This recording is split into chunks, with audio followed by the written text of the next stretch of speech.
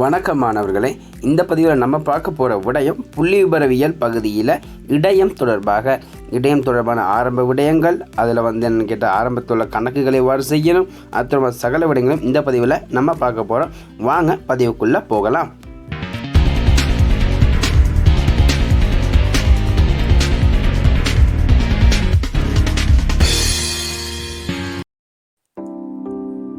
வணக்கம் மாணவர்களே, நம்ம இப்போ மையப்போக்கு அளவுகள் தொடர்பாக பார்த்துட்டு இருக்கோம்.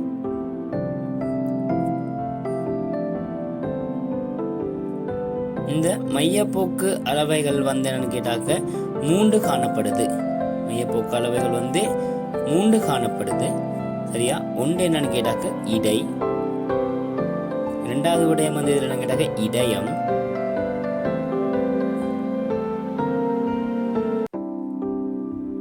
மூன்றாவது விடயம் என்னன்னு கேட்டீங்க ஆகாரம்.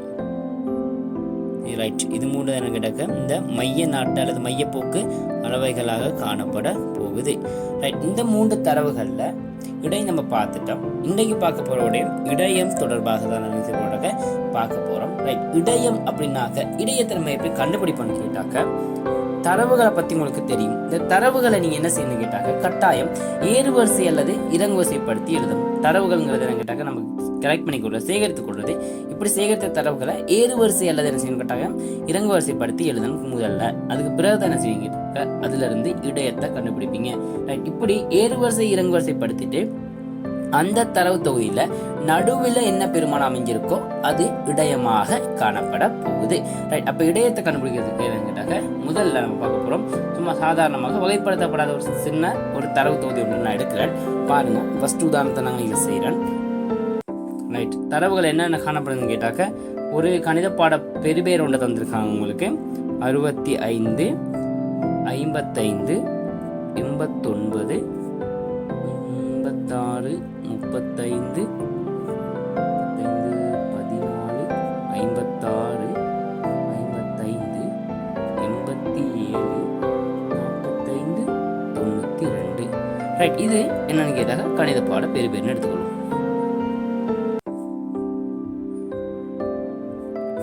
இது கணித பாட பேரு.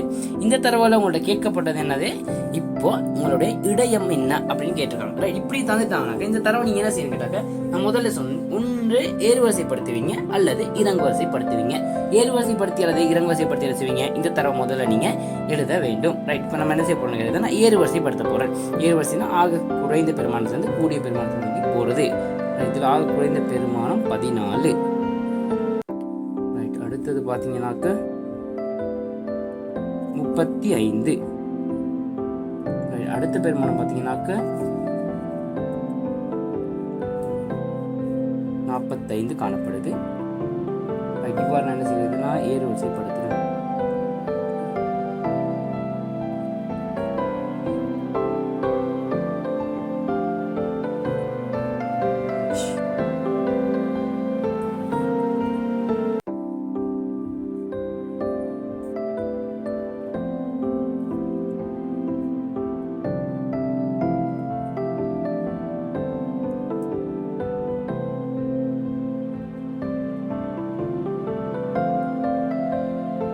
இப்போ நான் இதை ஏறுவரிசைப்படுத்தி எழுதிட்டேன். 1, 2, 3, 4, 5, 6, 7, 8, 9, 10, 11. ரைட், இதுலையும் 11 தரவுகள் காணப்படுது. 1, 2, 3, 4, 5, 6, 8, 9, 10, 11. இதுலையும் 11 தரவுகள் காணப்படுது. ரைட், இப்போ இது என்ன செய்யணும் கேட்டாக்க ஏறுவரிசைப்படுத்தி எழுதிட்டான். இது ஏறுவரிசைப்படுத்தி எழுதிட்டு இதனுடைய இடையம் நடுவில் உள்ள பெருமானத்தை கண்டுபிடிக்கணும். ரைட், எப்படி நடுவில் உள்ள பெருமானத்தை கண்டுபிடிப்பீங்க கேட்டாக்க மொத்த தரவுகள் 11. கவனம் பார்த்துக்கோங்க, மொத்த தரவுகள் 11. ரைட், அப்போ அது 11 ஒன்றை கூட்டுவீங்க. 11 ஒன்றை கூட்டி அதை என்ன செய்வீங்க 2ஆல பிரிப்பீங்க. பிரிச்சிங்கனாக்க எத்தனையாவது பெருமானம் வருதோ அதை என்ன செய்வீங்க கேட்டாக்க நீங்கள் அதை ஈட்டு நம்ம சொல்லுவோம். அந்த ஈட்டு பெருமானத்தை நம்ம என்ன செய்வோம் கேட்டாக்க அதாவது உறுப்புன்னு சொல்லுவோம். அந்த பெருமானத்தை நம்ம இடையமாக எடுப்போம். ரைட், எப்படி செய்வீங்க கேட்டாக்க MD சமன் என் சக 1 முழுவதன் கீழ் 2. என் சக 1 முழுவதன் கீழ் 2. சரியா? இது சமன் என்ன கேட்டாக்க உங்களுக்கு ஆன்சராக கிடைக்க போகுது. எண் நமக்கு தெரியும் என்னது, வெண் பெருமானம் 11. அதோட 1 கூட்டுவீங்க, வாரவுடைய 2ஆல பிரிப்பீங்க. எனவே 11 கூட்டினா 12. அது 2ஆல பிரிச்சிங்கன்னா உங்களுக்கு கிடைக்கும் ஆன்சர் 6. எனவே 6வது ஈட்டு அல்லது உறுப்பு ஈட்டு அல்லது உறுப்புகள் வேர்டை நீங்கள் பயன்படுத்திங்க. அதை அப்போ என்ன செய்யுங்கடா 1 2 3 4 5 6, எனவே 56. அது என்னவா இருக்க போகிறீங்க நம்மளுடைய இடையமாக காணப்படும். 2 3 4 5 6 இப்படி தான் என்ன செய்வீங்க இடையத்தை கண்டுபிடிப்பீங்க. ரைட், இப்போ பாருங்க மாணவர்களே, இது வந்து உங்களுக்கு வந்து இந்த ஒற்றையில தரப்பட்டு. இப்போ இரட்டையில இருந்தால் என்ன செய்வீங்க கேட்டாக்க பாருங்க எப்படி வரப்போகுது. 10 தரவுகள் இருக்குன்னு வைங்களே, 10 இருந்தால் 1 கூட்டுவீங்க. 10 இருந்தால் 1 11 11 2 பிரிச்சிங்கனாக்க 5.5ன்னு வரப்போகுது. எனவே 1 2 3 4 5ன்னு எடுப்பீங்க. 5வது தடவை அங்கிட்டு இருந்து பார்த்தா 1 2 3 4 5 தடவை. அப்போ இது ரெண்டையும் கூட்டி 2ஆல் பிரிப்பீங்க. கவனம் பார்த்துக்கோங்க, இது ரெண்டையும் கூட்டி 2ஆல் பிரிப்பீங்க. இதனூடாக இரட்டை எண்ணில் தரப்படும் பொழுது நீங்கள் செய்யலாம்னு கேட்டாக்க அந்த பெருமானத்தை கண்டுபிடிச்சு கொள்ளக்கூடியதாக காணப்படும். ரைட், இவ்வாறு என்ன செய்வீங்க நீங்கள் இந்த இடையத்தை ஒரு சாதாரண தரவு தந்ததாக கண்டுபிடிக்கக்கூடியதாக காணப்பட போகுது. ரைட், இப்போ நம்ம 2வது ஸ்டெப்ஸ் பார்க்க போகிறோம் அப்படின்னு கேட்டாக்க இது வந்து ஒரு முறை ஒரு தரவகை. இன்னொரு தரவகை என்னன்னு கேட்டாக்க நம்ம பார்க்க போகிறோம். இதில் மீடியன் பரம்பல்ல வகைப்படுத்தப்படாம தந்தா எப்படி பார்க்க போறோம். மீடியன் பரம்பல்ல வகைப்படுத்தப்படாம தந்தா எப்படி பார்க்கிறது பார்த்துக்கொள்ளுங்க. மீடியன் பரம்பல்ல வகைப்படுத்தப்படாம தந்தா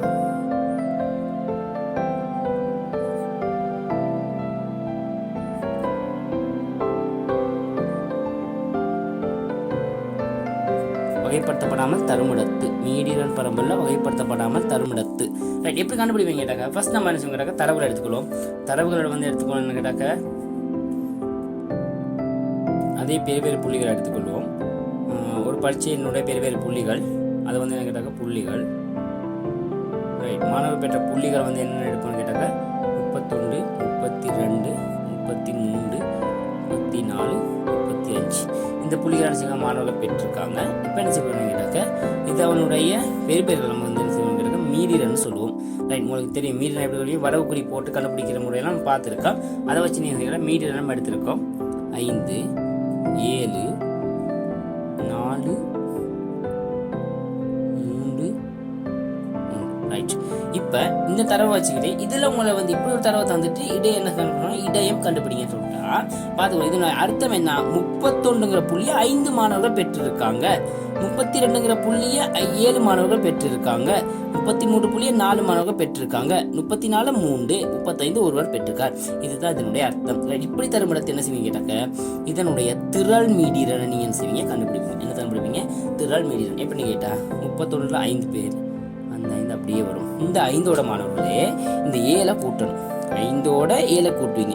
5ஓட 7 கூட்டினா 12. அது இந்த இடத்துல வரும்.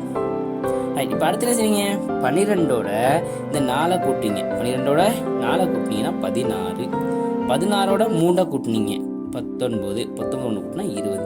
இப்போ நீங்கள் இதை சிக்மா எஃப்னு போட்டு இது டோட்டல் பண்ணி பாருங்கள், 20 காணப்படும். அப்போ இதுக்கு இது என்ன செய்வீங்க சமனாக காணப்படும். அப்போ தான் நீங்கள் செய்த தரவு சரிங்கிறத எடுத்துக்கொள்ள முடியும். ரைட், இப்படி என்ன செய்வீங்க திறமையை கண்டுபிடிச்சிருமாக்க.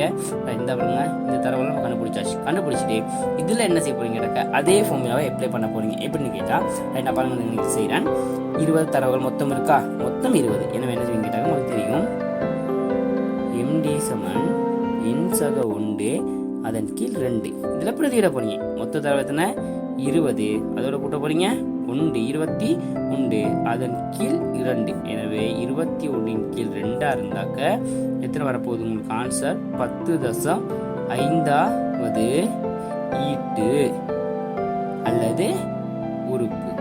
2 பதத்தையும் நீங்கள் பயன்படுத்தலாம். உங்கள் புத்தகத்தில் ஒவ்வொரு மாதிரி தந்திருக்காங்க. ஈட்டு அல்லது உறுப்புங்கிற பதத்தை நீங்கள் செய்யலாம், பயன்படுத்தக்கூடியதாக காணப்பட போகுது. இதை பயன்படுத்தி நம்ம என்ன செய்யணும் கேட்டாக்க 10.5வது ஈட்டு எங்கே கீழே காணப்படுதோ அதுதான் நம்மளோட என்னன்னு கேட்டாக்க இடையமாக காணப்பட போகுது. ரைட், பாருங்க இதை எப்படி கண்டுபிடிப்பீங்க கேட்டாக்க இந்த பார்த்துங்க 31ல 5 தரவுகள் இருக்கு. 32ல என்ன செய்யுங்க 12 தரவுகள் இருக்கு. எனவே 10.5ங்கிறது எது இருக்குன்னு கேட்டாக்க இந்த 12 உள்ளுக்கு இருக்கு. அப்ப 5 தரவுகள் 31. அப்ப 6வது தரவு என்ன 32, 7வது தரவு என்ன 32, 8 என்ன 32, 9 என்ன 32, 10 என்ன 32, 11 32, 12 32. எனவே இந்த 32 தான் 10 காணப்படுது. எனவே 10.5ங்கிறது 32 காணப்பட போகுது. எனவே இது வந்து நம்ம என்ன முடிவுக்கு வருவோம்னு கேட்டாக்க இந்த தரவுகள்ல இடையம் வந்து என்னவா காணப்படுவது 32ஆக காணப்பட போகுது. ரைட், இவ்வாறு தான் செய்யட்டாக்க இந்த மீடியன் பரம்பலில் வகைப்படுத்தப்படாமல் தரும் இடத்தை என்ன செய்யுங்கிறத கண்டுபிடிக்க போறீங்க. ரைட், இது வந்து 2 முறைகள். இதில் 3வது முறை என்னன்னு கேட்டாக்க ஒரு நீங்கள் சமன்பாடை பயன்படுத்தி காணுவீங்க. முக்கியமான முறை இது என்னன்னு கேட்டாக்க வரையறுக்கப்பட்ட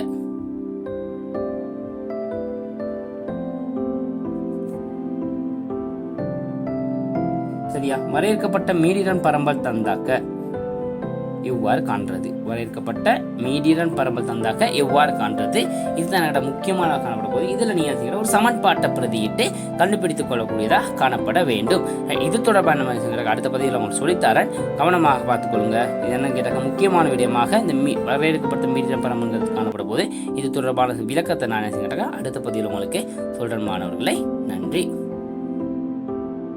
இந்த பதிவு உங்களுக்கு பிடிச்சிருந்தா பதிவுக்கு ஒரு லைக் பண்ணிவிட்டு உங்களோட கருத்துக்களையும் ஷேர் பண்ணிக்கோங்க. அப்படியே இந்த பதிவுகளை உங்களுடைய நண்பர்களுக்கும் ஷேர் பண்ணிக்கோங்க, அவங்களுக்கும் யூஸ்ஃபுல்லாக காணப்படும். இது வரைக்கும் நீங்கள் நம்மளோட சேனலை சப்ஸ்கிரைப் பண்ணலாம், சேனலை சப்ஸ்கிரைப் பண்ணிக்கோங்க. இவ்வளோ நேரம் பொறுமையாக வீடியோவை பார்த்து கொண்டிருந்தமைக்கு நன்றி.